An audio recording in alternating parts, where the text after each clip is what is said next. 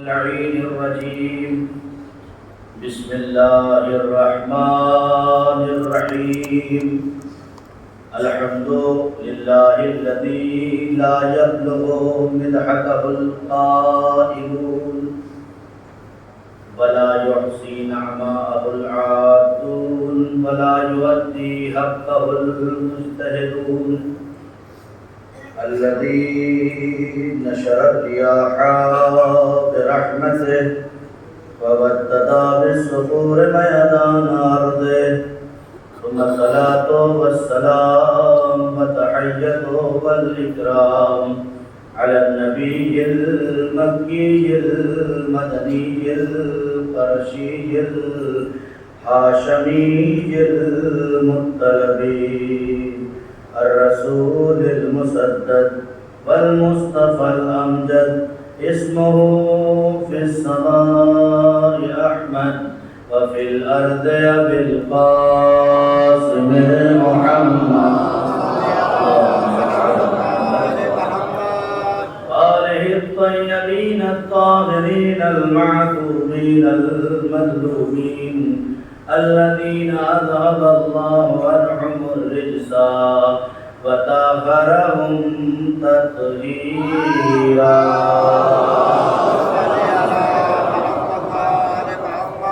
أما بعد فقد قال الله تبارك وتعالى في القرآن المجيد والفرقان الحميد وقوله الحق.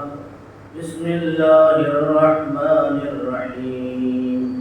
هل يستوي الذين يعلمون والذين لا يعلمون؟ صلوات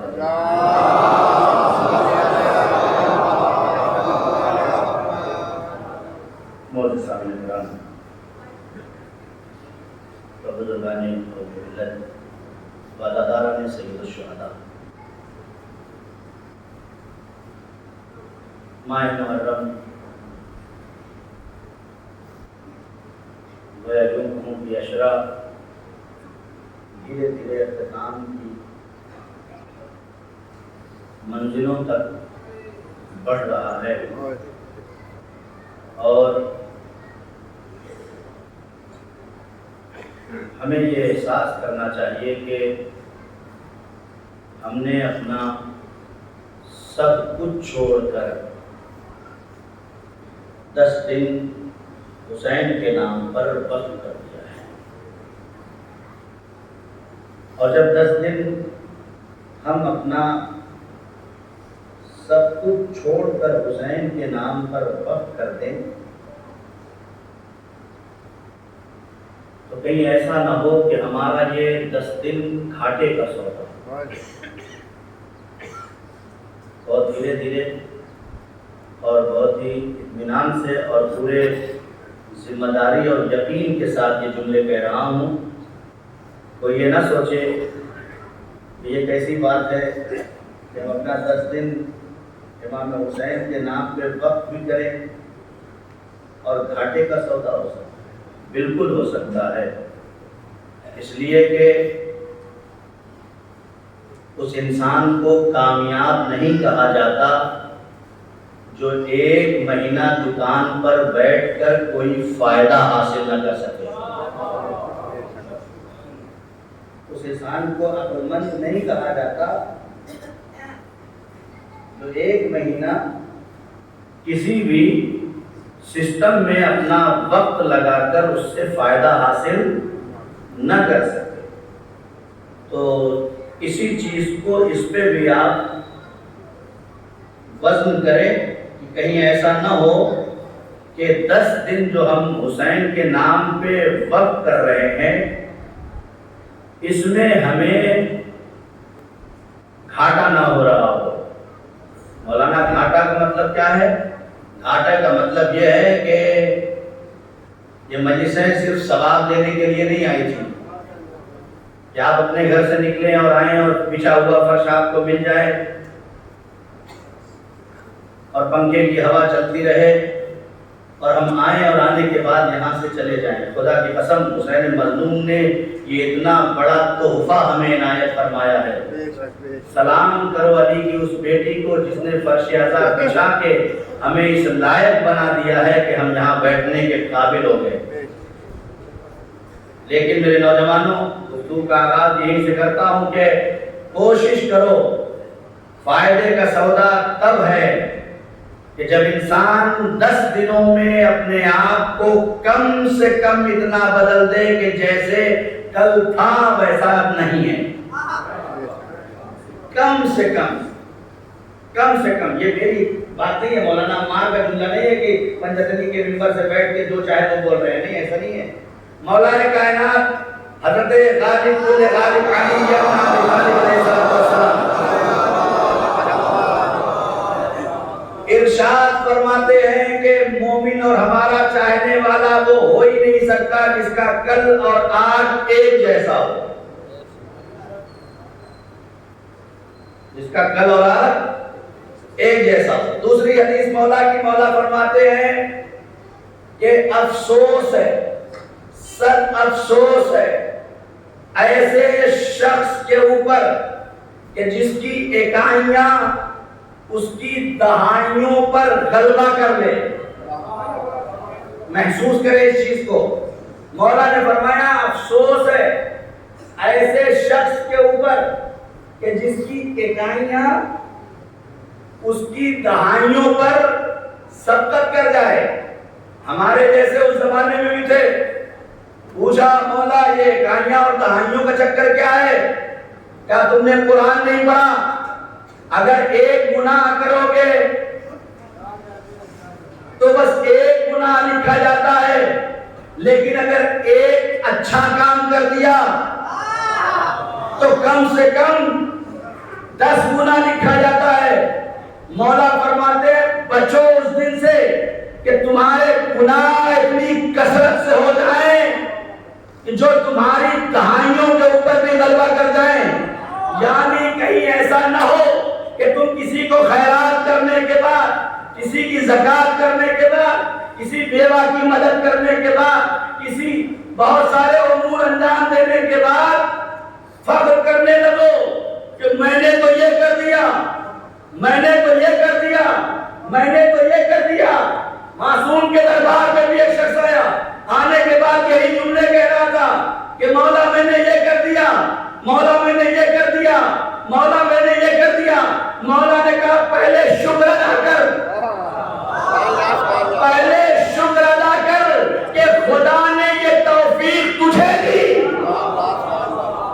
پہلے یہ شکر ادا کر کہ خدا نے یہ توفیق تجھے دی، اور اس کے بعد اپنے آپ کو بچا کے رکھ، اس لیے کہ کتنے بھی زیادہ باغ لگ جائیں، اگر ایک ماچس کی تیلی لگا دیا جائے تو سب خراب ہو سکتا ہے۔ لہذا ضروری ہے کہ ہم اپنے اندر چیک کریں ہر مرحلے میں کہ ہمارے اندر تبدیلیاں آ رہی ہیں یا نہیں آ رہی۔ اسی چیز کا نام ہے کربلا، اسی چیز کا نام۔ مدینے سے لے کر آپ کربلا تک دیکھ لیجیے، امام حسین نے ذہنوں، فکروں، وجود، تفکر، تعقل سب کو چینج کیا ہے۔ اتنا چینج کر دیا، اتنا چینج کر دیا، اتنا چینج کر دیا کہ جنت کی لالچ رکھنے والوں کے سامنے آواز دے رہے ہیں کہ میں تمہاری جنت کا وعدہ کرتا ہوں، جس کو جانا ہے چلا جائے۔ لیکن امام نے نہ جانے کیسے ان کے ذہنوں کو اطاعت پر اتنا گامزن کر دیا تھا کہ تلواریں نکال کر گردن پہ رکھ دیا۔ امام نے چراغ گل کر کے کہہ دیا جسے جانا ہو چلے جاؤ، لیکن کوئی جانے کو تیار نہیں ہے۔ کیوں؟ یہ کہ انہوں نے اپنے آپ کو بدلا ہے، بدلا ہے۔ ضروری ہے بدلیں، نہیں بدلیں گے تو سب بن سکتے ہیں، امام کے ناصر نہیں بن سکتے۔ دولت مند کہلا سکتے ہیں، شہرت ہو سکتی ہے، مولانا بن سکتے ہیں، فلاں ہو سکتے ہیں، کسی بھی ڈاکٹر انجینئر سب بن سکتے ہیں، یہ دنیا ہے کچھ بھی کسی کو بنا سکتی ہے، لیکن امام کا ناصر بننے کے لیے اپنے اندر تبدیلی۔ ایک صلوات پڑھتے محمد۔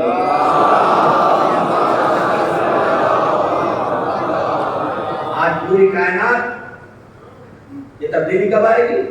جب انسان کے پاس علم آ جائے، ایجوکیشن آئے۔ آج یہ بھیڑ ہے، یہ MBA ہے، یہ MCA ہے، یہ IT ہے، اور یہ فلاں ہے، اور یہ فلاں ہے۔ آپ 200-250 سال پہلے چلے جائیے تو ڈگری نہیں ہوتی، تو بزرگان ہیں وہ بہتر جانتے ہیں، 200-250 سال پہلے ڈگری نہیں ہوتے تھے لیکن عالم ہوتے تھے۔ اس زمانے میں حکیم ہوتے تھے، جو پڑھ لکھ لیتا تھا اس کو کیا کہتے تھے؟ حکیم کہتے تھے اس کو۔ حکیم نہیں دوائیوں کو یا مانتا ہو، اس زمانے میں حکیم کہتے تھے، یعنی پڑھا لکھا آدمی حکیم امت کہا جاتا تھا۔ اسی لیے جس نے ہندوستان میں ایجوکیشن پہ کام کیا اس شخص ڈاکٹر کلب صادق صاحب کو کیا لقب ملا ہے؟ حکیم امت، یہ تو لقب ملا ہے۔ تو اس زمانے کے پڑھے لکھے لوگ ڈگریوں کے چکر میں نہیں ہوتے تھے۔ فرق کیا تھا؟ آج آپ کو LLB کی ڈگری مل جائے گی، آج آپ کو بڑے سے بڑے عہدے پہ ڈگریاں مل جائیں گی، لیکن ڈگریوں کے سائے میں رہنے والا ضروری نہیں ہے کہ انسان بھی ہو۔ اور توجہ میں رہے تو یہ خون جگر نکال کے آپ کو پیش کر رہا ہوں تاکہ نوجوانوں کے اندر کچھ تبدیلی آ سکے۔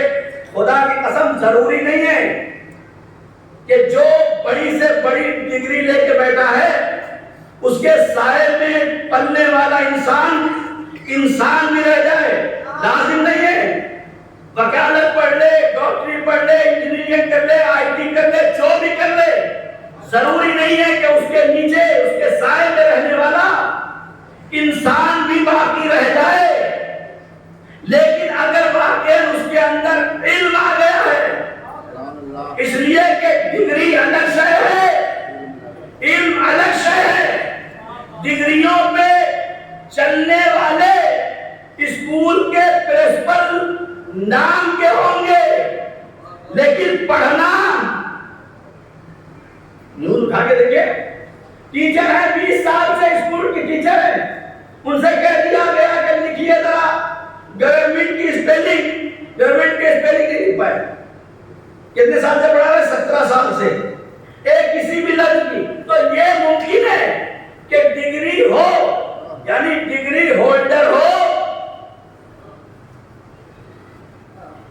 لیکن اس کا طریقہ استعمال اسے پتا نہ ہو۔ کل کی مجلس جو میں نے کہا تھا کہ ممکن ہے کہ انسان کے پاس نالج ہو، ایجوکیشن ہو، ممکن ہے، لیکن اسے اس کے اندر جو ہے پریکٹیکلی زندگی میں ناکام ہو۔ وجہ کیا ہے؟ وجہ یہ ہے کہ اس نے صرف اور صرف اس لیے یہ ہوتا اور یہ ڈگری حاصل کیا ہے۔ بہت توجہ میرے عزیزو، ہمارا دین جو علم سیکھنے کے لیے کہہ رہا ہے کہ جس میں ساری فاؤنڈیشن ہٹا دی، حتیٰ یہاں تک حدیث میں موجود ہے اطلبوا العلم ولو کان بالصین، علم کو حاصل کرو چاہے چین جانا پڑے۔ دوسری حدیث میں اگر آپ دیکھیں گے مل جائے گا اطلبوا العلم ولو کان بفم المشرک، علم کو حاصل کرو چاہے وہ مشرک کے دہن سے ہی کیوں نہ ملنا ہو۔ اطلبوا الحکمت ولو کان من الکافر، حکمت کو حاصل کرو چاہے وہ کافر سے کیوں نہ مل رہی ہو۔ ہمارا دین یہ کہنا چاہتا ہے کہ صرف ڈگری والے عالم مت بننا۔ بہت توجہ میرے لوگ، اتنی ساری حدیثیں پیش کر کے نتیجہ یہ ہے کہ ہمارا دین یہ کہتا ہے کہ ڈگری والے عالم مت بننا، بلکہ ذمہ دار عالم بننا۔ ایسا نہ ہو کہ تمہیں ٹیچر کی نوکری ڈگری کی وجہ سے مل جائے اور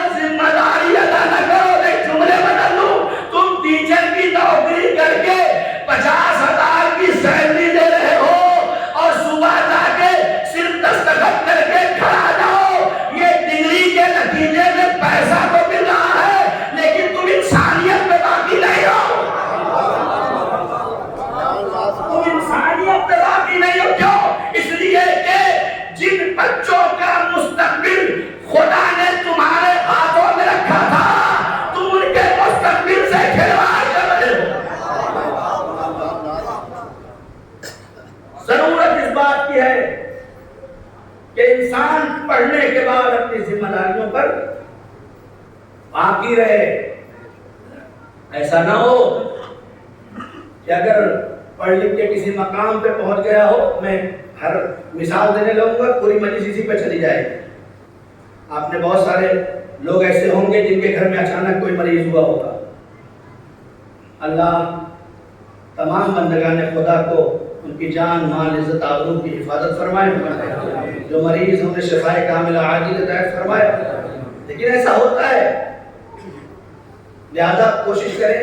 میں اپنے گھر کی بات بتا رہا ہوں. مجھے اگر لگتا ہے کہ میرے گھر میں کوئی ایسا مریض ہے کہ جسے آگے بڑے ٹریٹمنٹ کی ضرورت ہے، تو کوشش کرو کہ اس سے پہلے کہ اچانک تمہیں ڈاکٹر کے پاس جانا پڑے، پری پلان ڈاکٹر کے پاس لے چلو. بہت فرق ہوتا ہے. جب اچانک آپ لے کے بھاگیں گے تو آپ کے ہاتھ سے باہر آپ کا مریض ہو جائے گا. آپ کا مریض آپ کے ہاتھ سے باہر ہو جائے گا. آپ لے جائیں گے، کہیں گے آئی سی یو میں ڈالو، آئی سی یو میں ڈالو، کہیں گے اس کا خون چیک کرنا ہے، خون چیک کرو، کہیں گے اتنا پیسہ لگے گا. یعنی آپ کے ہاتھ سے باہر ہے. لیکن آپ کو ایسا لگتا ہے کہ میرے گھر میں کسی کی کڈنی میں پرابلم ہے، تو آپ ابھی سے اس کے بارے میں تلاش کرو، جستجو کرو، جتنا کم سے کم خرچ ہو سکتا ہے. اس لیے کہ آج کے اس دور میں انسان دواؤں کے نام پہ زہر کھا رہا ہے. اس سے زیادہ اور کچھ نہیں کہہ سکتا میں. جتنی لوٹ مار ہماری ان حکومتوں میں اس وقت انسانیت کے ساتھ ہو رہی ہے، لیگل طور پہ کر رہے ہیں. انلیگل تو ہو رہا چھوڑو، لیگل طور پہ ہو رہی ہے. میرے والد صاحب ایک دوا کھاتے تھے، اس دوا کی قیمت 70 روپے میں لے کے آتا تھا. 70 روپے کی ایک ٹیبلٹ. جب اسے ایک بار نہیں ملی وہاں، میں آ گیا اپنے وطن، اور میرے ایک دوست تھے بنارس میں امار، ان کو میں نے بھیجا کہ بھائی یہ دوا یہاں پورے علاقے میں نہیں مل رہی ہے، آپ اسے مجھے تلاش کر کے دے دیں. آپ یقین نہیں کر سکتے ہیں، جب میں نے ان کو بھیجا تو انہوں نے ان سے پوچھا کہ قیمت کتنی ہے، کہا 17 روپے ایک ٹیبلٹ.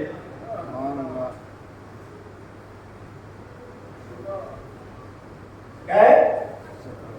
17 روپے کی ٹیبلٹ ہے. یعنی ایک ایم آر سے خرید رہے ہیں تو 17 روپے کی ہے نا، اور ایک میڈیکل سے خرید رہے ہیں تو 70 روپے کی. وہ بھی اگر 10% کا چھوٹ دے دیا تو اس کا احسان ہماری نسلوں پر ہے. یہاں تک لایا ہوں جان بوجھ کے. آپ بھی سوچ رہے ہیں مولانا کیا کر رہے ہیں. جملہ کہہ دوں، یہ جو انڈے اور دودھ دروازوں پہ نظر کے نام پہ گرے پڑے رہتے ہیں، اس کی حفاظت کر کے ان عزاداروں کے علاج پہ خرچ کرو.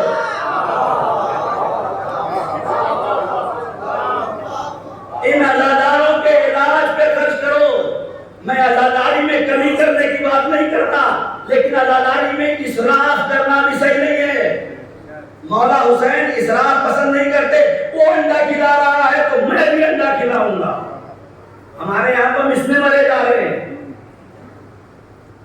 اس نے دودھ پلانا شروع کیا ہے تو جناب ہم بھی دودھ ہی پلائیں گے. ارے بھائی ابھی ایک گلاس یہ یہاں پی چکا ہے تو ہم کیسے پی لے گا؟ عقل میں آنے والی بات ہے. اگر پی لے گا تب بھی اس کے لیے نقصان ہے. اگر پی بھی لے گا تو اس کے لیے نقصان ہے. میں کون سی بات ایک اشرے میں پڑھوں، یہ بات بھی کہہ دوں، اب دل میں آ گئی ہے، خدا کرے میری بات دنوں تک لگ جائے. میں ان نوجوانوں سے ریکویسٹ کرتا ہوں کہ نوجوانوں اگر تمہارا تعلق میڈیکل سے ہے تو کچھ امامات سے تعلقات فراہم کر کے ٹیم پیدا کرو اور بناؤ، جن کے ذریعے سے جن کے گھروں کے بزرگوں کی 5000 روپے کے ماہانہ دوائیں مر کے کھلائی جا رہی ہیں، ان کی دواؤں کو 2500 تک تم پہنچا سکتے ہو. تھوڑی سی کوشش کر کے پہنچایا جا سکتا ہے. ایسا نہیں ہے. آج دنیا فری میں میڈیکل دے رہا ہے، پورا میڈیکل سسٹم دے رہا ہے. اسی دلی کے اندر سرداروں کے یہاں پورا ہاسپٹل کھل گیا ہے، فری علاج. یہ کہاں سے لا رہے ہیں؟ یہ ایسے ہی لا رہے ہیں کہ انہوں نے ٹیم بنائی ہے. جب ٹیم ورک ہوتا ہے تو اس کا فائدہ اپنوں کو بھی ہوتا ہے اور غیروں کو بھی ہوتا ہے. لہذا کوئی بس میری بات ختم सलाह पढ़ रहे मोहम्मद वाले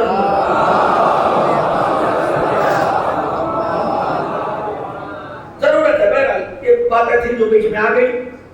इल्म इंसान की जिंदगी भी है और इल्म ही इंसान के लिए रोशनी भी है। अगर इल्म नहीं है तो छिपकली से भी डर जाएगा, काकरोच से भी डर जाएगा, और अगर इल्म है तो जंगल के शेर को सर्कस का तमाशा बना देगा।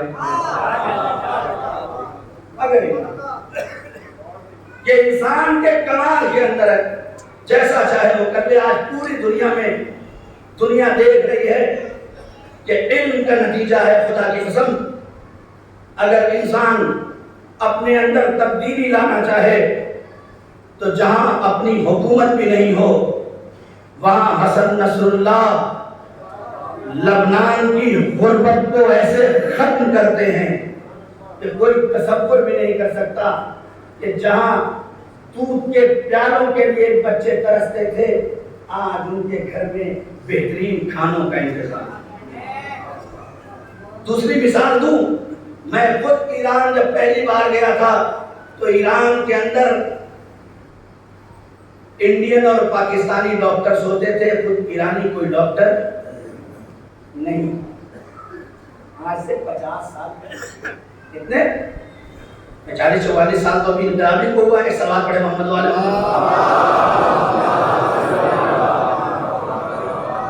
40-44 साल के बाद 50 साल पहले आप चले जाइए, कोई डॉक्टर इंडियन और पाकिस्तानी के अलावा ईरानी डॉक्टर होते ही नहीं थे ही नहीं। जो भी डॉक्टर थे वो कौन थे? या इंडियन थे या पाकिस्तानी थे। एक दो कहीं दूसरे ममालिक के हो तो हो, चूंकि ये लोग सस्ते मिलते थे, आसानी से आ जाते थे। दूसरे ममालिक के नहीं, ज्यादातर यही होते थे। आज नतीजा ये है, कितने साल हुआ? सिर्फ 50 साल। आज नतीजा ये है कि एक भी न इंडियन डॉक्टर है न पाकिस्तानी डॉक्टर, एक भी नहीं है। पूरे ईरान में जहां हर जगह थे वहां एक भी नहीं है। खाली यही नहीं, ये तो छोटी बात है, इससे आगे की सुनिए। इस वक्त ईरान के अंदर 5 ऐसे मेडिकल यूनिवर्सिटीज हैं कि जहां पूरी दुनिया के बच्चे आके मेडिकल सीख रहे हैं, एमबीबीएस कर रहे हैं वहां पे। हमारे कश्मीर, हमारे यूपी, सारे जगहों से बच्चे जा रहे हैं। अल्हम्दुलिल्लाह आपकी दुआ से ये भी कोशिश जारी है कि नबा फाउंडेशन की तरफ से जो मारा जा रहा है, एक एग्रीमेंट उनसे किया जाए ताकि हिंदुस्तानी बच्चों और बच्चियों की एमबीबीएस की जो फीस है इतनी जबरदस्त कि जो हमारे लखनऊ में एरा मेडिकल कॉलेज की इस वक्त 1 करोड़ 20 लाख रुपए फीस है एक एमबीबीएस करने के। आप भी सोचते होंगे ना कि ये डॉक्टर क्या ले जाते हैं तो क्यों खाना शुरू कर देते हैं, वेंटिलेटर पे लेटा के मुर्दे को भी जिंदा किए रहते हैं। क्यों? जो 1 करोड़ 20 लाख दे के पढ़ेगा तो वो तो पहले अपना 1 करोड़ 20 लाख निकालेगा ना भाई। मैं 5 लाख दे के मुतवल्ली बनूंगा तो मेरे पास फ्री में 5 लाख थोड़ी आए। सीधी सी बात है, 2-4 वाली है भाई। ये तो अगर मेरे जेब में एक्स्ट्रा इतना पैसा तो है नहीं, मेरे भी बच्चे हैं, मेरी भी बच्ची है, मैं भी उन्हें पढ़ाऊंगा लिखाऊंगा, अच्छे सिस्टम में रहूंगा। लेकिन मैं अगर कहीं पैसे दे रहा हूं और मैं कहूं कि भाई मुझे ये काम करवा दो, मैं 5 लाख देता हूं, मैं जब उस सीट पे बैठूंगा तो क्या करूंगा? ये तो फितरी इंसान का तकाजा है। बहुत कम ऐसे दिल वाले हैं जो इस नीयत से 5 लाख देते हैं कि मेरा नाम भी ना आने पाए, वरना कहीं न कहीं से मफाद होता है, कहीं न कहीं से।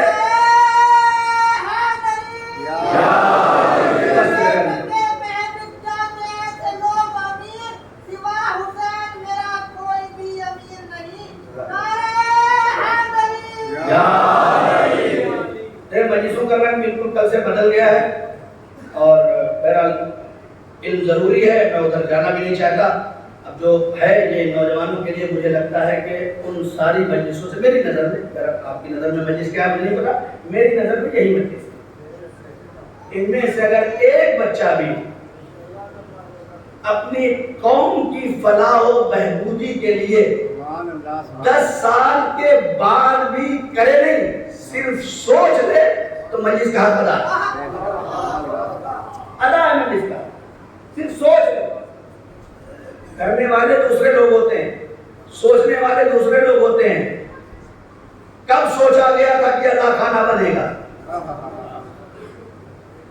اور کب بنا؟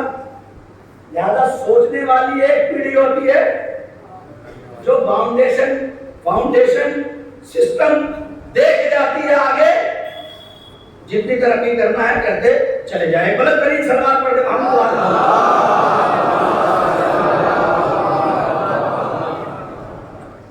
تو دنیا ترقی کر رہی ہے.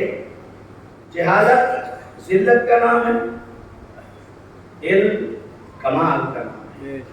اور یہی وجہ ہے کہ جو سمجھ گئے کہ بغیر علم کے کچھ نہیں ہوتا، انہوں نے علم کو سیکھنے کے لیے اپنے آپ کو فنا کر دیا. اپنے آپ کو فنا کر دیا. ان کے پاس نہ غیبت کرنے کا ٹائم ہے، نہ کسی کا پیر کھینچنے کا ٹائم ہے، نہ کسی کو ذلیل کرنے کا ٹائم ہے، نہ کسی کی عزت اتارنے کا ٹائم ہے، نہ کسی سے کلسنے کا ٹائم ہے. اسی لیے کہا جاتا تھا کہ مسلمان ہندوستان میں دیکھا جاتا ہے، اسلام یورپ میں نظر آتا ہے. کیوں؟ اس لیے کہ جو ہمارے اندر ہونا چاہیے لیبر تو ہمارے سینے پہ لگا ہے. مسلمان ہمارا تو عالم یہ ہے کہ اگر پوسٹر پہ سید نہ لکھا جائے تو 10 مرتبہ فون کر دیں. مولانا کے آگے اگر نہ لکھا جائے حجت الاسلام والمسلمین مولانا سید عمار حیدر، تو مولانا 5 مرتبہ فون کرے کہ بھیا تم اتنا بھی نہیں جانتے، میں 12 سال سے قوم میں پڑھ رہا ہوں، 20 سال سے قوم میں پڑھ رہا ہوں، میں 50 سال سے یہ کام کر رہا ہوں. شادی کے کارڈ میں اگر 5 نام لکھے ایک میں سید نہیں لکھا گیا ہے کہ نہیں؟ اگر نہیں ہے تو آپ بتائیے، ہے نا ایسا؟ اب یہ کیا کروں؟ ایک جہاں یہ لڑائی ہو رہی تھی، انہوں نے کہا جناب سید نہیں لکھا. بغل میں کھڑے ہوا انسان کہتا ہے کہ بھائی یہ سید ہے، سید کوئی وہ سید، یہ ہے سید. آپ کو کیسے پتا؟ جب میں نے انہیں بنتے ہوئے دیکھا ہے. مجھے کیوں نہیں پتا ہوگا؟ میں نے تو انہیں بنتے ہوئے دیکھا ہے. تو شادی کے کارڈ پہ سید لکھوانے سے سید نہیں ہوتا، پوسٹر پہ بڑا سا مولانا لکھوانے سے مولانا نہیں بنتا. اگر کردار ہے تو سید ہے. حقیقت ہے.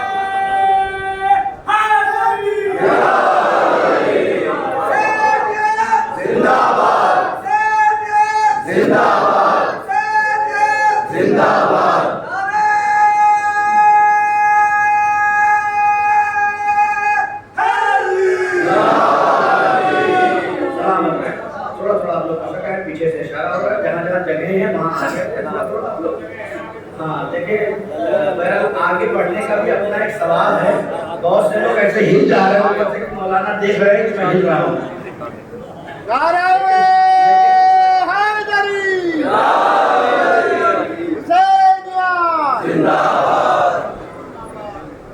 ایک سوال پڑھتے ہیں آپ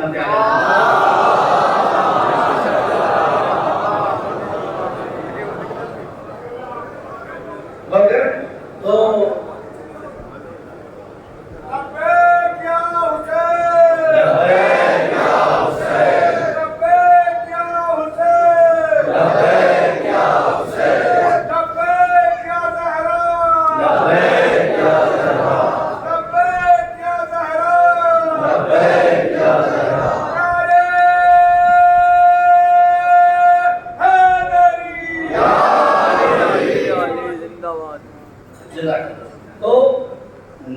کا لیبل لگانے سے کوئی نہ مسلمان بنتا ہے، نہ شیعہ بنتا ہے، نہ سید بنتا ہے۔ اگر آپ کو اپنے آپ کو مسلمان ثابت کر کے دکھانا ہے تو آپ کو کہنا نہ پڑے کہ میں مسلم ہوں، بلکہ آپ کے گزرنے پہ دوسرا کہے کہ یہ مسلمان ہے۔ ایسا نہ ہو کہ وہ شرم سے کہے کہ مجھے آپ کو بتاتے ہوئے شرم آتی ہے کہ یہ مسلمان بھی ہے اور شراب خانے میں نظر آتا ہے۔ یہ افسوس کا مقام ہے۔ بہرحال میں گریز کرتا ہوں ان سب چیزوں سے، یہ بیچ میں لانا پڑتا ہے تھوڑا سا تاکہ نوجوانوں کو یہ لگے کہ ہم مجلس میں بیٹھے ہوئے ہیں، لیکچر میں نہیں بیٹھے ہوئے ہیں۔ صلوات پڑھتے محمد۔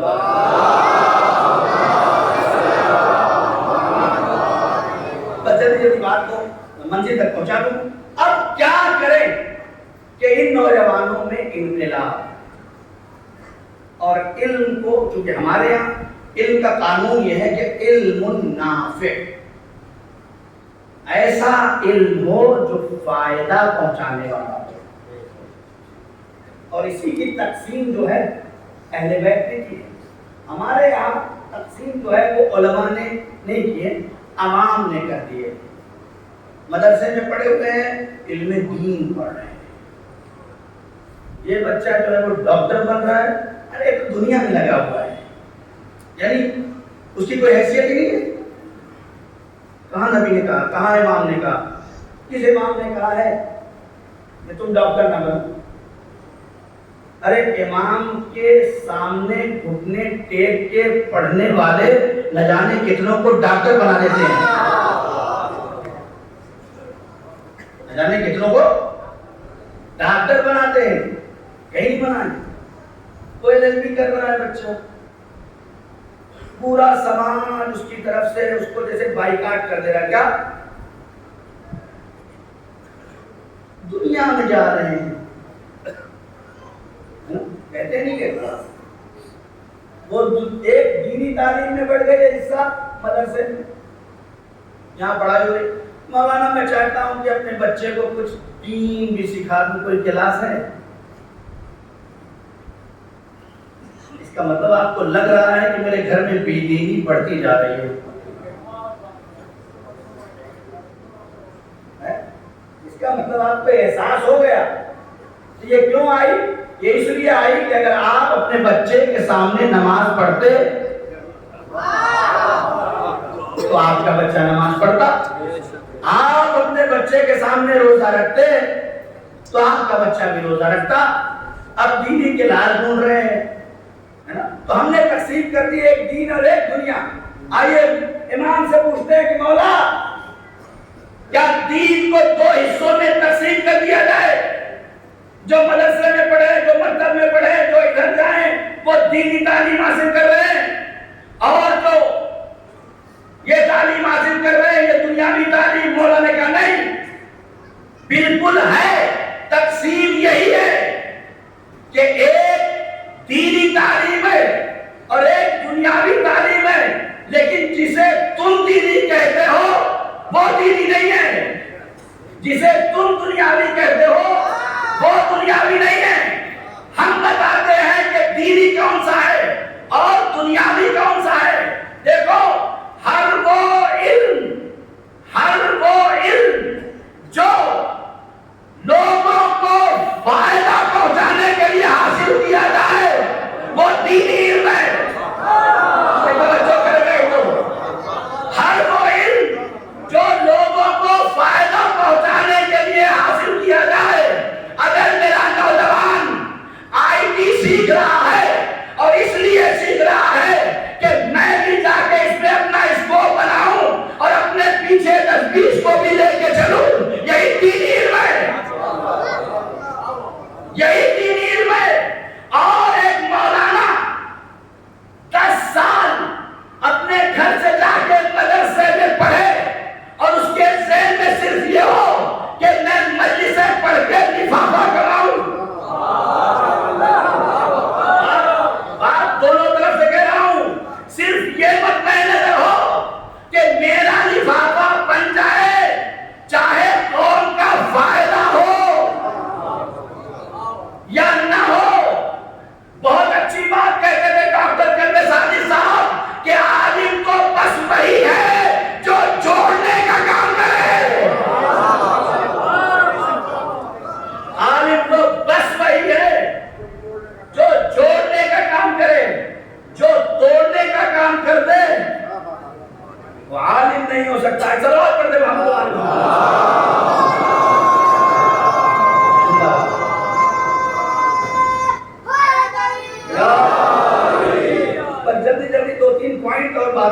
دوں گا آج کی مجلس کا، یہ گفتگو یہیں پہ تمام ہو جائے گی۔ کیا کیا جائے ان نوجوانوں کا، ان بچوں کا مستقبل روشن ہو جائے۔ الحمدللہ اب بہت زیادہ فکروں میں تبدیلی آ گئی ہے، لیکن ابھی بھی ضرورت ہے۔ وہ ضرورت کیا ہے؟ وہ ضرورت یہ ہے کہ ان کو گائیڈ لائن چاہیے۔ سب سے پہلا مرحلہ ہے 12 کے بعد یہ بچہ پوری کوشش کرتا ہے، پڑھتا ہے، محنت کرتا ہے کہ میں ہائی اسکول کر لوں۔ پہلا پڑاؤ جیسے ہی پار ہوتا ہے اب اسے بتایا جاتا ہے کہ نہیں دیکھو انٹر نہیں کیا تو کچھ نہیں کیا، انٹر کے بعد ہی تمہارا مستقبل بنے گا۔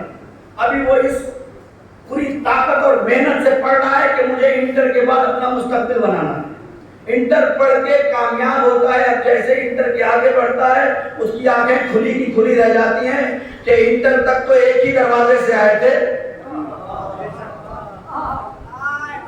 ابھی انٹر تک تو ایک ہی دروازے سے آگے بڑھنا تھا، اب انٹر کے بعد دروازے کھلے ہوئے ہیں، جاؤں تو کدھر جاؤں۔ ذرا سا مسٹیک پوری زندگی کو ترقی سے روک دیتی ہے۔ اس انٹر کے بعد اگر ذرا سا توجہ نہیں ہوئی، بیٹا چاہتا ہے میں انجینئر بنوں، ڈاکٹر کہتا ہے نہیں میرے خاندان میں سب ڈاکٹر ہیں، باپ کہتا ہے تجھے بھی ڈاکٹر بننا ہے۔ اب یہ بچہ ڈاکٹر تو بن جائے گا لیکن پنکھے جھلے گا، کیوں؟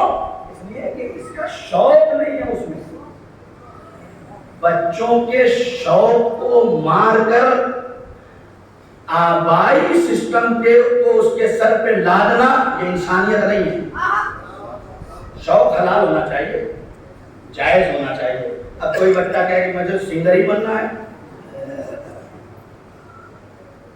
تو باپ کی ذمہ داری نہیں اسے تھپڑ مار کے بند کر دے، کہتے نہیں بیٹا تم مسلمان نہیں تو تم کو بنا دیتا۔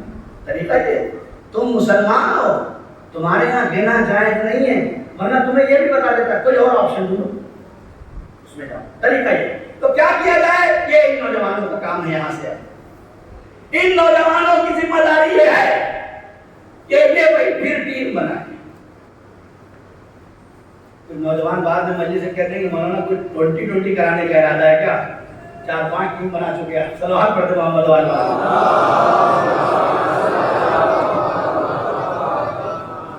ٹھیک ہے نا؟ ضروری کہ 5 ٹیم بنائیں، ایک ہی ٹیم کافی ہے سب کے لیے۔ کیا کرنا ہے؟ 2 کام کرنا ہے، بہت جلدی جلدی بات کرنا ہے۔ 2 کام، جیسے میں آتا ہوں نا تو آپ میری تعظیم کے لیے کھڑے ہوتے ہیں یا کم سے کم ہاتھ ملا بڑھا کے ہاتھ ملاتے نہیں ملاتے ہیں، بہت اچھی بات ہے۔ عالم کا احترام حدیث میں قرآن میں سب جگہ موجود ہے، یہ اچھی بات ہے۔ لیکن جو آپ کے علاقے میں جس نے اپنے پورے شہر میں ٹاپ کیا ہے نا، تھوڑا سا اپنے ضرب کو بڑھائیے۔ جس بچے نے ابھی پورے شہر میں ٹاپ کیا ہے نا، جب وہ آپ کے پاس بڑھے تو آپ بھی ایک قدم بڑھا لیجیے، دیکھیے اس کے اندر کیا تبدیلی آتی ہے۔ یہ اس کے لیے تراشے ہوئے ہیرے کا کام کرے گا۔ جیسے ہیرے میں کچھ چیزیں اگر رہ جاتی ہیں نا، اسے تراش کے اور خوبصورت بنا دیا تو یہ آپ کا کام ہے، معاشرے کا کام ہے، یہ کام کرو۔ دوسرا کام یہ ہے کہ ان بچوں کو، جو بچے پڑھنے والے ہیں، ان عزاخانوں کا صحیح استعمال ہونا چاہیے۔ 10 دن مجلس ہو گئی دروازہ تالا بند ہو گیا، ایسا نہیں پھر فاتحہ ہوگا تو کھلے گی، مجلس ہوگی تو کھلے گا، نہیں ایسا نہیں۔ کوشش کریں کہ اسے بھرپور استعمال میں لائیں۔ 1 کروڑ کی ملکیت لگی ہے، اس سے بھی زیادہ آسان نہیں ہے۔ 1.25 کروڑ 1.5 کروڑ روپے لگا کے اگر ان نوجوانوں کے اندر اس کے ذریعے سے کوئی تبدیلی نہ آئے تو عمارت کس کام کی؟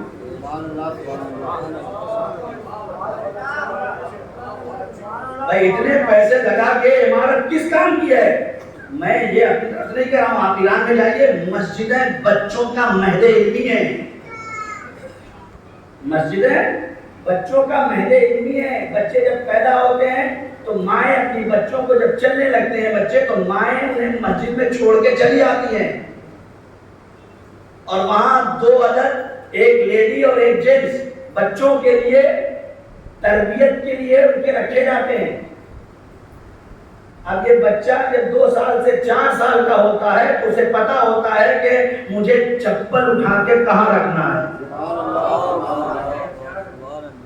یہ فکری تلاوت کے بعد ختم کر رہا ہوں، تمام ہو گئی. پہلا کام یہ ہے کہ جو بچے ہیں انہیں جمع کیا جائے اور یہ دیکھا جائے کہ انہوں نے انٹر کس سسٹم کے تحت کیا ہے اور ان کا شوق کیا ہے.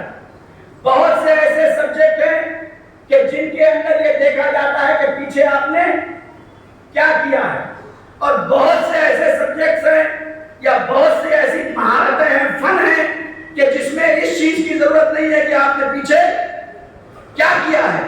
اگر کسی کے مارکس بہت اچھے ہیں تو اس کا انتظام اسی کی فیلڈ میں آگے بڑھا دیا جائے، لیکن اگر کسی کے مارکس کم آ گئے ہیں تو اسے معاشرے میں ذلت و رسوائی کی نگاہ سے مت دیکھو، اس کے لیے آگے بڑھنے کا راستہ تلاش کرو، اس کے لیے راستہ تلاش کریں. علم اور رہبری یہ تبھی ہو سکتی ہے، آپ فکروں میں تبدیلی تبھی لا سکتے ہیں جب معاشرے میں بچہ اپنے اندر علم کو پروان چڑھا سکتا ہے.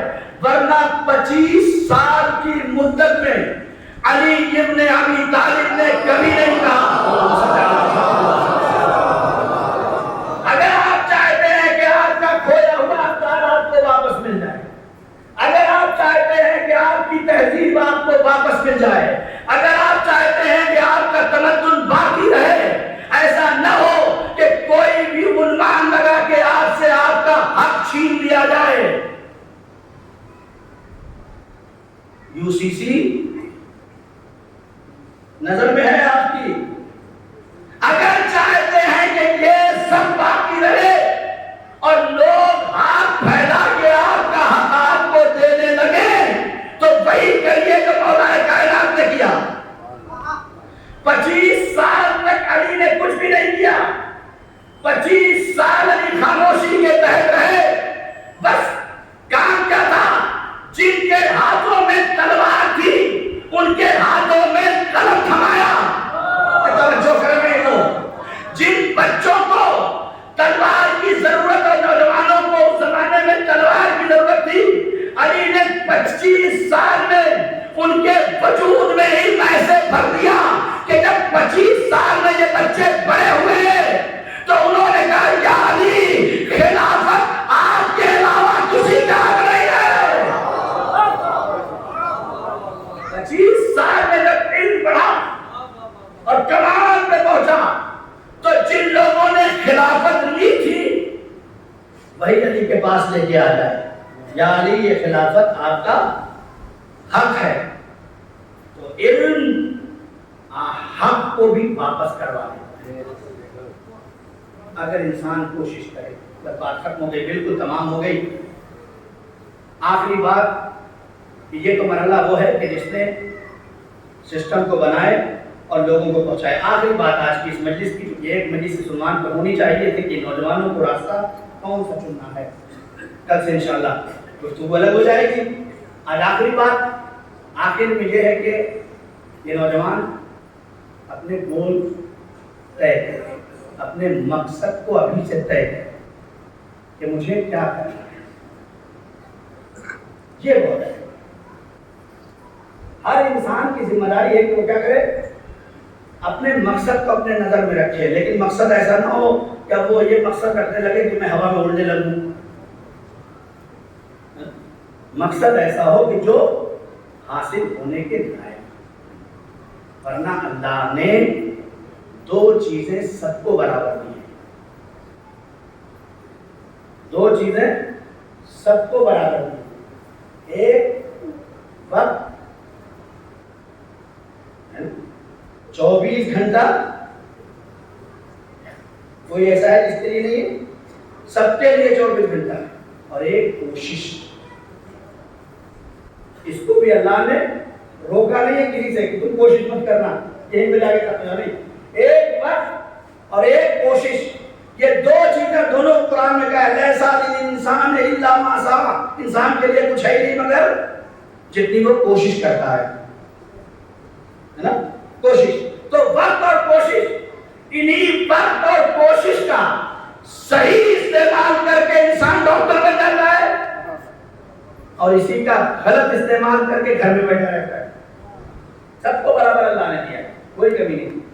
جو بھی اس وقت کا صحیح استعمال کر لے اور جو کوشش کر لے, ورنہ اگر کوشش اور وقت کا صحیح استعمال نہ کرتی تو حبش میں رہتی تو میمونہ کہلاتی, مالکہ تھی, شہزادی تھی, لیکن پتا تھا کہ وہی رہ کے حبش میں مر جاؤں گی, دنیا نام بھی نہیں لیتی. کیا کہا اپنے بچوں سے, مجھے علم چاہیے. کہا تمہیں بتائیے جو پڑھانے والا ہے, جو بتانے والا ہے, وہ ہم یہی بلا لیتے ہیں. کہا بچوں, ارے وہ ایسے عالم ہیں کہ جن کے دروازے پر نبی چڑھ کے جاتے ہیں, ہم بھی جائیں. چلیے کیسے چلی؟ شہزادی تھی نا, ملکہ تھی, کوئی اور نہیں تھا, اکیلی تھی, بادشاہ کی بیٹی تھی. اپنی جوتیاں تخت پہ رکھی اور چل دی. نہ جانے کیا کمال تھا جناب فضہ کی جوتیوں میں کہ تخت پہ رکھ کے یہ کہہ کے بڑھی کہ ان جوتیوں سے بہتر اگر کوئی مل جائے تو اسے بٹھا دینا. آگے جناب فاطمہ الزہرا سلام اللہ علیہا, بس بالکل بات ختم ہونے والی ہے اور تمام ہو چکی ہے. آ گئی عالمہ کے دربار میں, آئی تھی تو میمونہ تھی. عالمہ کے سائے میں پروان چڑھی تو فضہ بن گئی. فضہ بن گئی, پہلی خاتون ہے جس نے 20 سال قرآن میں گفتگو کی ہے. ایک دن کا کام جناب سیدہ کرتی اور ایک دن کا کام جناب فضہ کرتی ہے نا. آج تو ہمارے یہاں گھروں میں مرد بیچارے کے بھی سیلری آئی نہیں تھی, لسٹ تیار ہے پہلے ہی سے, ہے نا, لسٹ تیار. نبی کریم فرماتے ہیں, خدا کی قسم عجیب و غریب جملہ ہے, نبی کریم فرماتے ہیں کہ اگر اللہ نے مجھے اجازت دی ہوتی کہ اللہ کے علاوہ کسی اور کا سجدہ کرا دوں تو میں عورتوں سے ان کے شوہروں کو سجدہ کرا دیتا. کتنی تعریف ہو رہی ہے, صلوات پڑھتے ہو.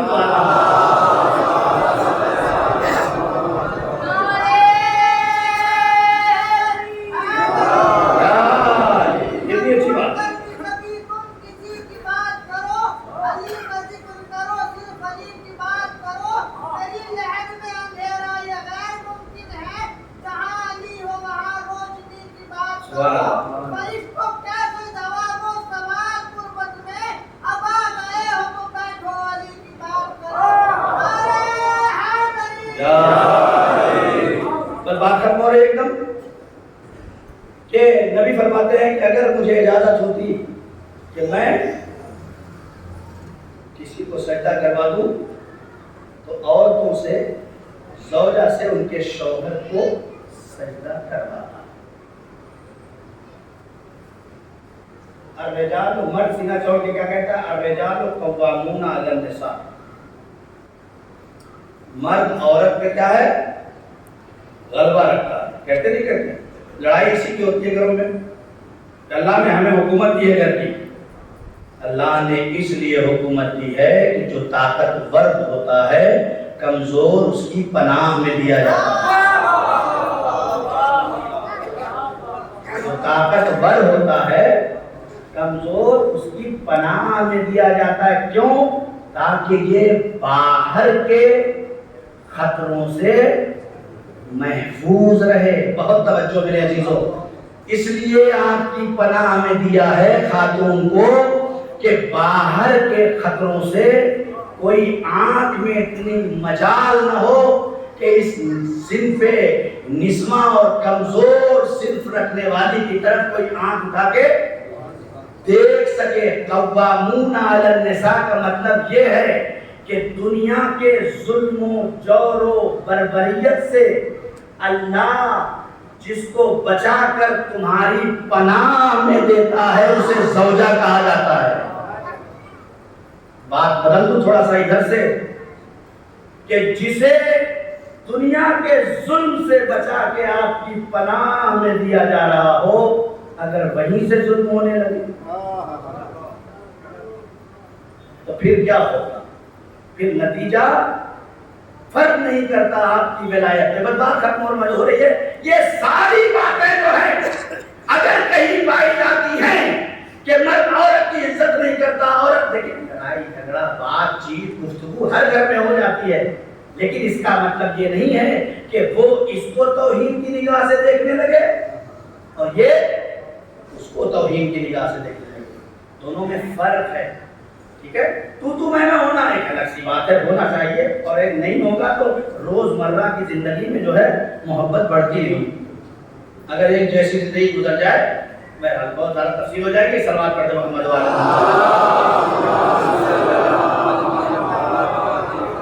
بس ایک اور میں سے بات ختم کر رہا ہوں۔ میں نے کل کی مجلس میں یہ کہا تھا کہ میری مائیں اور بہنیں اور میرے جو بزرگ ہیں، جو والد ہیں، وہ اپنی بچیوں کی تربیت ایسے کرے کہ اگر وہ اپنے گھر سے جب جائے دوسرے کے گھر تو انہیں یہ احساس نہ ہو کہ ہم کس گھر میں آ گئے، بلکہ جب آپ کسی مریض کو کسی ڈاکٹر کے پاس آپریشن کرانے لے جاتے ہیں تو پہلے اسے ذہنی طور پر آمادہ کرتے نہیں کرتے؟ اسی طرح سے اپنی بچیوں کا ذہنی طور پہ آمادہ کرنا ضروری ہے۔ خاص طور سے میں یہ جملہ کہہ رہا ہوں، جان بوجھ کے کہہ رہا ہوں کہ کوشش کرو اپنی بچیوں کی شادی کرتے وقت یہ کہہ کے بھیجو کہ اگر محبت سے واپس آئی تو دروازہ کھلا ہے۔ یہ ذہنوں میں ڈال کے ڈالو، یہ آواز میرے کانوں سے کئی بار ٹکرائی ہے کہ مولانا میں نے اپنی بچی کی شادی کی تو یہ کہہ کے بھیج دیا کہ اگر محبت سے واپس آئی تو ہر وقت دروازہ کھلا ہے، لیکن اگر لڑائی کر کے آئی تو میرا دروازہ تمہارے لیے کھلا نہیں ہے۔ لیکن الٹا ہو رہا ہے، الٹا یہ ہو رہا ہے کہ جناب شوہر گھر سے ابھی گیا نہیں، جی امی یہ ہو گیا۔ یہ مشکل ہمارے سماج میں بڑھتی جا رہی ہے۔ غلطی ماں اور باپ کر رہے ہیں، نتیجہ بچے بھوگ رہے ہیں۔ ان بچوں کا کیا قصور ہے؟ انہیں تو اللہ نے ایک وقت دیا تھا، ایک زندگی گزارنے کا موقع دیا تھا۔ اگر کوئی بات ہو بھی گئی، میرے اپنے گھر کی میں اپنی بات بتا دوں تاکہ نوجوان یہ نہ کہے کہ مولانا آپ دوسروں پہ بہت زیادہ پڑھتے ہیں۔ میری شادی ہوئی، میرے گھر میں میرے بڑے بھائی کی بھی شادی ہوئی، دونوں بہو، ہم دو بھائی ایک خون ہیں، لیکن وہ دو عورتیں ایک خون تو نہیں ہے نا۔ دونوں کا مزاج الگ ہے، دونوں کا ماحول الگ ہے، دونوں کا سسٹم الگ ہے نا۔ میں نے اپنی زوجہ کو پہلے ہی شب میں یہ بات کہی تھی، دیکھو یاد رکھنا، اگر گلاس کسی سے بھی ٹوٹ جائے تو ٹوٹنے کے بعد جو شیشہ گرے اس شیشہ کو اٹھانے کے بجائے میرے کان میں آ کے یہ مت کہنا کہ یہ شیشہ کے گلاس فلاں نے توڑ دیا۔ بہت توجہ، یہ بہت نزاکت کی گفتگو ہے، خدا کی قسم۔ اگر ہم پہلے ہی دن اپنے گھر میں اپنے بہو سے یہ بات کہہ دیں کہ گھر کے اندر کوئی چیز خراب ہو تو میرے کان میں آ کے کہنے کی ضرورت نہیں ہے، میں نے جو کہا وہ سن لو۔ میں نے کہا کہ اگر تم ویسے ہی گلاس لا کے رکھنے کی صلاحیت رکھتی ہو تو لا کے رکھ دو، ورنہ شیشہ اٹھا کے پھینک دو۔ اگر یہ کیفیت اپنے گھروں میں پیدا کر لو تو اختلاف ختم ہو جائے، بالکل ختم ہو جائے۔ اور آخری بات پر ختم ہو گئی، ایک رسم کر لو، اپنے گھروں میں رسم بنا لو اس کو، کہ جیسے ہم چاہتے ہیں نا کہ میری بیٹی کسی کے گھر جائے تو بالکل بیٹی کی طرح ہے. کون ماں باپ نہیں چاہتا؟ کون ماں باپ نہیں چاہتا کہ میری بیٹی کسی کے گھر بھی جائے تو بالکل بیٹی کی طرح رہے؟ یہی سوچ کسی کی بیٹی کو لاتے ہوئے بھی رکھتا. دیکھو ماحول میں چینجنگ آتی ہے کہ نہیں؟ یہی سوچ اپنے گھر میں بیٹی لاتے ہوئے بھی رکھو کہ سانس آنے والے کو بہو نہ سمجھے، وہ سمجھے کہ میں نے ایک بیٹی دی ہے اور ایک بیٹی لائی ہوں. سسر بہو کو بہو نہ سمجھے، بیٹی سمجھے. بیٹی سمجھنا خالی کہنے سے بیٹی نہیں ہوتی. ہاں یہ بھی ایک غلط فہمی ہے کہ میں تو بیٹی کہوں. مولانا میں تو اپنی ساری بہوؤں کو بیٹی کہتا ہوں. یہ بھی ایک ہمارے یہاں میں کہتا ہوں بھائی اچھی بات ہے، بہت اچھی، سب کو کہنا چاہیے. اس لیے کہ جتنی محبت بیٹی کہنے میں ملتی ہے نا، اتنی محبت لڑکی کو بہو کہنے میں نہیں ملتی. دل جیت لیتے ہیں آپ اسے کہتے بیٹی. جیسے ہی وہ آپ کے گھر میں آتی ہے اور آپ کی زبان سے اگر نکل گیا کہ بیٹی، تو وہ یہ بھول جاتی ہے کہ میں کہیں اور تھی اور کہیں آ گئی ہوں. میں نے کسی باپ کو چھوڑا ہے، میں نے کسی ماں کو چھوڑا ہے. اس لیے وہاں بھی یہی صدایں کانوں سے آتی تھی، بیٹی بیٹی بیٹی. جب یہ صدا آنے لگے گی تو اس کے ذہن و فکر سے وہ بات دھیرے دھیرے ختم ہو جائے گی. نتیجہ یہ ہوگا کہ آپ کہیں گے چلی جاؤ، لیکن اس کا دل نہیں چاہے گا آپ کو چھوڑ کے جانے کا. ایک سلوات پڑھ دے محمد.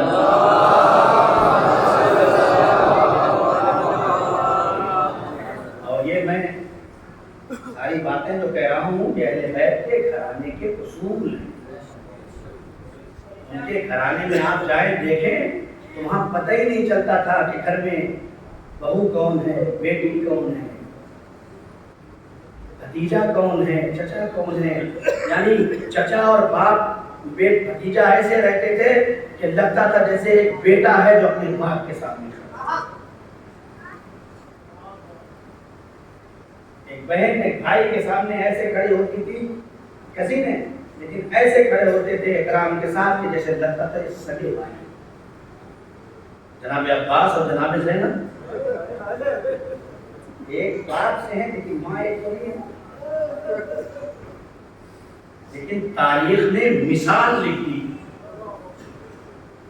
ایسے بھائی اور ایسی بہن. جناب صغرا اور جناب علی اکبر سگے بھائی بہن. آج تو رشتوں کو پامال کر دیا ہے. بول کے جملہ نہیں کہہ سکتا میں. جو زمانہ آ گیا ہے، نامعقول افراد نے رشتوں کے پاس اور لحاظ نہیں رکھا. اگر کربلا سے محبت ہے تو دیکھو بھائی اور بہن کی ایسی محبت ہے کہ جب قافلہ چلنے لگا اور سغرا کا نام نہیں آیا،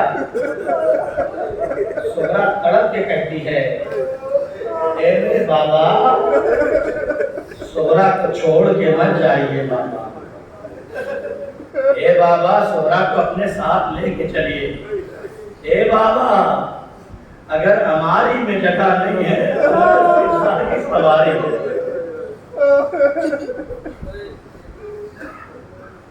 آنکھوں میں آنسو آ گیا، مجلس ادا ہو گیا. لیکن کیا کروں، ایک گزری ہوئی ماں آئی ہے جو پرسہ لینے کے لیے بیٹھی ہے. روایت کہتی ہے کہ جب سغرا کو یہ یقین ہو گیا کہ اب مجھے حسین نہیں لے جائیں گے، کیوں نہیں لے جائیں گے، میں علیل ہوں، میں بیمار ہوں، دوڑی ہوئی حجرے میں گئی، ٹھنڈا پانی نکالا، اپنے چہرے پہ جلدی جلدی مارا، دوڑی ہوئی بابا کے پاس آئی. ہے بابا، ہاتھ پکڑ کے ماتھے پہ رکھا. بابا مریض نہیں ہوں بابا، بابا میں علیل نہیں ہوں بابا، اے بابا سغرا اگر اکبر کے بغیر رہے گی تو مر جائے گی، اے بابا سغرا کو لے کے چلو، بابا سغرا کو مت چھوڑنا۔ تو روایتیں ہیں ایک سغرا کے لیے اکبر کتنے قریب تھے، ایک سغرا کے لیے اصغر کتنے عزیز تھے۔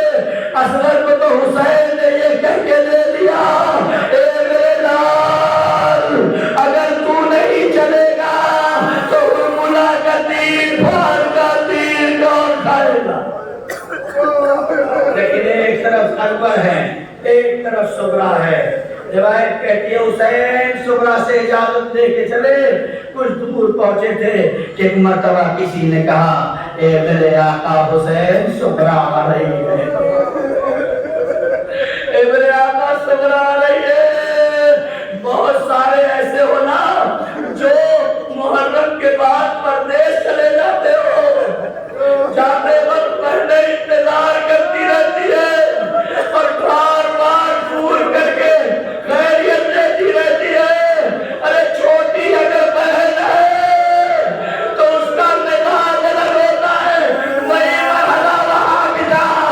ارے سغرا آ رہی ہے آقا حسین، حسین اترے، اے میری بیٹی تم تو رخصت کر چکی تھی اب کیوں آ گئی؟ اے بابا میں اکبر کے بغیر نہیں رہ سکتی، اے بابا میرا اکبر مجھے دے دو۔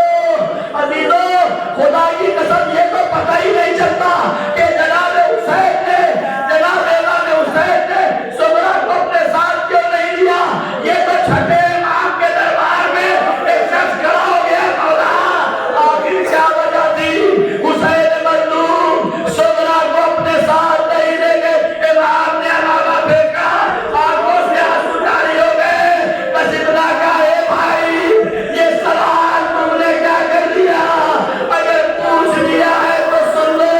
ارے میری جد ماجدہ سغرا، میری ماں فاطمہ زہرا کی زمین تھی، حسین کو زمانہ نہیں تھا کہ میری شہادت کے بعد کربلا سے کوفہ، کوفے سے شام میری ماں کی زمین ہے۔ بہت روئیں گے، ایام ادا کے آخری ایام چل رہے ہیں، اصل مجلس اور مال مجلس آنسو ہے، حسین کی معلومات لیے آئی ہے۔ اے میرے حسین کی ماں، اے شہزادی ادا خانہ پنجتنی میں بیٹھے حسین کے عزادار، تیرے حسین کے نام کا پرسہ دینے بیٹھے بی بی، علی اکبر کا پرسہ قبول کر لو۔ علی اکبر محفل کے اندر سغرا نے کہا بابا ایک بار اکبر سے اور بلا دو۔ حسین نے اکبر کو زمین میں اتارا، سغرا قریب آئی، میرے بھیا کچھ نہیں چاہیے، یہ تھوڑی سی مٹی لائی ہوں۔